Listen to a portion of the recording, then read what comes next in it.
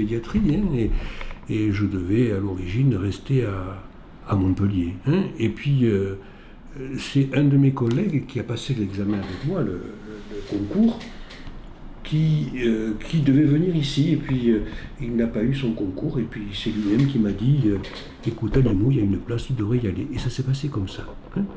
Puis après, ça a été une rencontre avec tous les gens du Limouxin et tout ce que j'ai découvert de gentillesse. Et là, depuis les années 78, donc c'est l'année, je me suis installé en mars 78, et sans interruption jusqu'aujourd'hui, 28 juin 2019.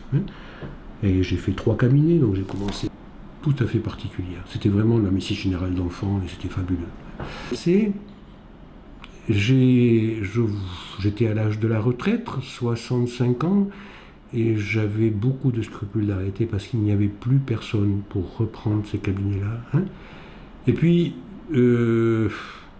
j'ai prolongé. J'ai été dans cette catégorie qu'on appelle retraité actif, et on est retraité, mais on peut continuer à travailler.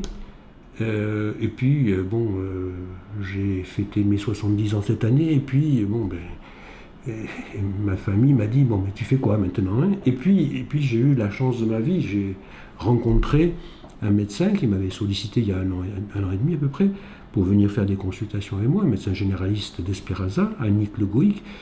Et je pense que tous les deux, on a été très rapidement sur la même longueur d'onde. Elle s'est prise au jeu, elle voulait à l'origine se perfectionner en pédiatrie, elle s'est prise au jeu.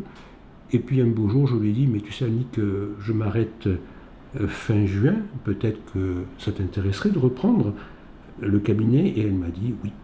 Après réflexion difficile, parce que c'était quand même pour elle un choix très difficile. Elle était dans un cabinet où elle travaillait, où elle était reconnue, de faire le pas et de passer directement à la pédiatrie. Donc en plus de ces consultations communes, où j'ai essayé de lui transmettre un petit peu ce que je savais, elle suit donc un cursus pédiatrique à Paris, et elle a carrément obliqué vers la médecine d'enfants.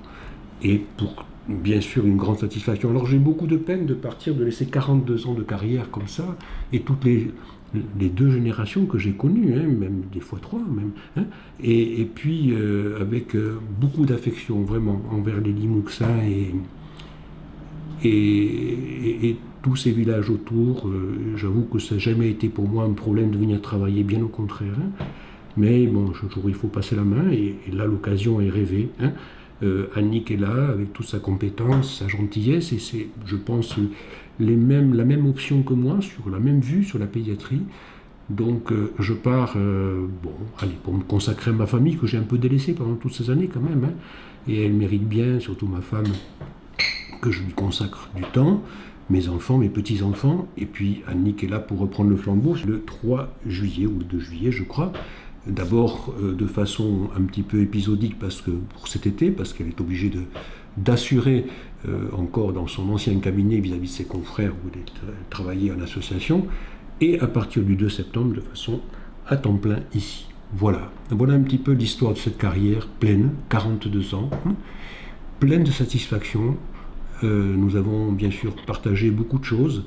J'ai partagé beaucoup de choses avec les Limouxins, des joies, mais aussi des peines, bien sûr. Et j'ai essayé, je pense, d'essayer de leur amener le plus que je savais, de ce que j'avais appris, et peut-être à travers cette pédiatrie un peu particulière, pédiatrie campagnarde, que j'ai beaucoup aimée, que j'ai beaucoup appréciée, où je faisais partie un peu du dernier élément d'un élément de la famille, pratiquement. Et ça, c'est quelque chose, bien sûr, que je ne connaissais pas et qui m'a maintenu à ce poste envers et contre tout, bien sûr, et toujours avec l'envie d'aller travailler tous les jours et de me régaler au travail, de prendre plaisir. Voilà, alors je pars avec un peu de regret, mais les choses sont ainsi faites qu'il faut un jour mettre fin à ce qu'on a connu et tourner la page. Voilà.